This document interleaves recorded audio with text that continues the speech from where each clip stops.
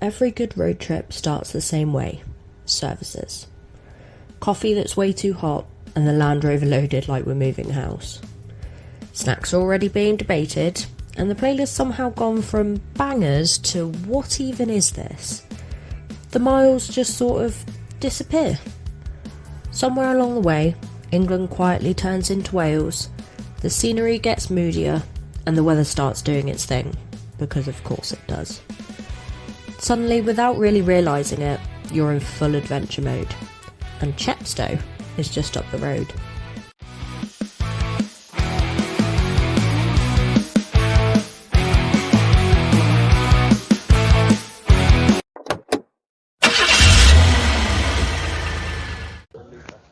Hello Spacepam Adventure followers, we are coming to you today from the start of our first big road trip. We've got a 2-dayer planned with a little overnight stay, and Jonathan is going to tell you what we're doing in those 2 days. So we've got a busy couple of days, mind.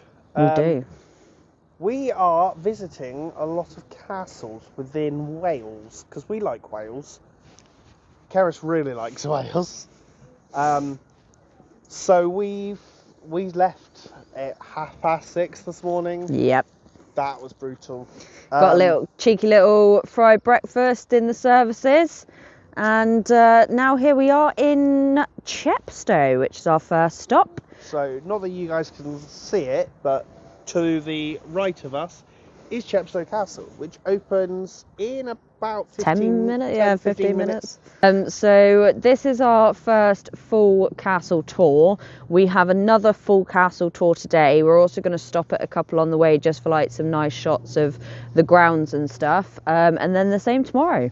So really excited for you guys to watch this. I should mention this is part 1, so we're going to do 2 parts over the 2 days. So this is part 1 of our big castle road trip. So if you are not hearing me say this message, which makes no sense, come back to part 1. Don't watch part 2 first. That's just stupid. So yeah, come with us.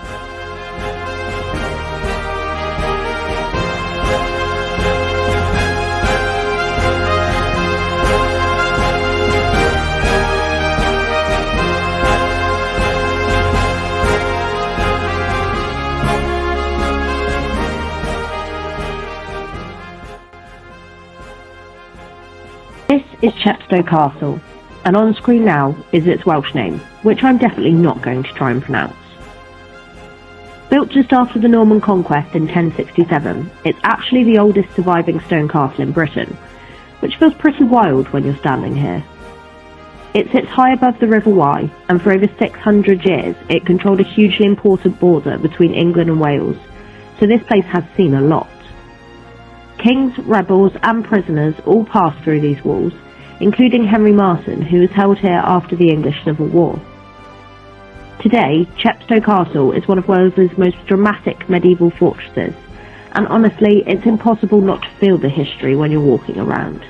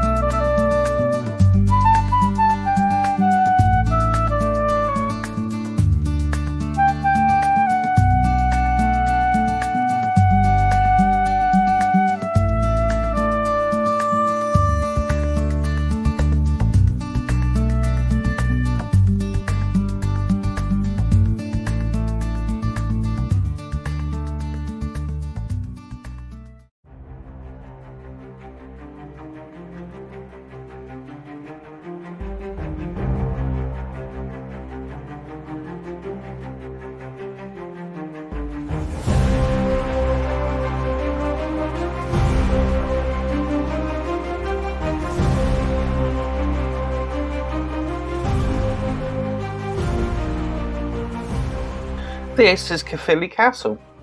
On screen now is its Welsh name. Once again, I'm not going to attempt to say it. Built in the 13th century by Norman Lord Gilbert de Clare, it was designed to dominate the surrounding landscape. Famous for having the largest castle in Wales, its vast moats, water defences were revolutionary for their time. The castle played a key role in Welsh resistance and later English control. Today, Caerphilly Castle remains one of the most impressive and instantly recognisable fortresses in Britain.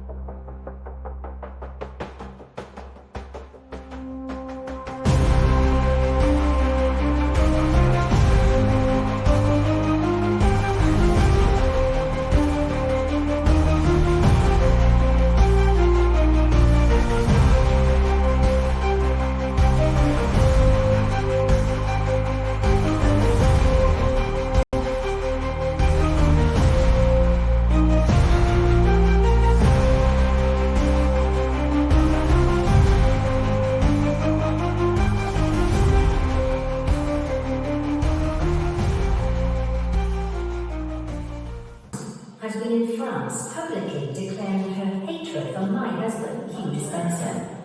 Fe wrthom dod i ddychwelyd nes bod Hugh yn cael ei adael fel cynghorydd i Brenin Edward. She formed an alliance with Roger Mortimer, who also hated my husband and returned with an army to remove him by force. So, we have just finished up at Caerphilly Castle, and you'll see lots of footage, lots of photos. It was really soggy and very windy, so we didn't stay very long. And Jonathan went and got some really nice shots of the scenery and parts of the castle.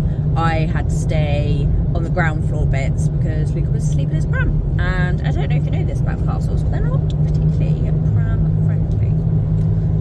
It's soggy tonight as well. I am soaked. My hoodie's come off because it was soaked through. My jeans are soaked through. I look like a drowned rat.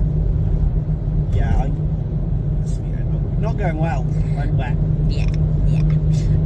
So we've done our 2 full tours for the day, which obviously were Chepstow and Caerphilly, and we are going to go and find ourselves something to eat, and then we're going to head towards Pembroke, which is where we are camping up for the night, and we might have a little nosy round there, maybe some other areas that take our fancy. So yeah, let's carry on.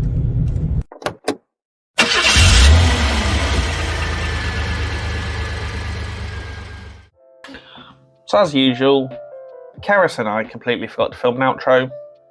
It's becoming a bit of a tradition. I'm not going to lie, we need to sort ourselves out a bit here. But anyway, we were meant to go to Pembroke Castle. Obviously, we knew it was going to be closed before we set off, but when we booked it, we didn't know. When we arrived at Pembroke, we saw signs advertising a Christmas market. We realised that was the reason. So instead, we headed to the castle, we explored the market, soaked up all the festive atmosphere.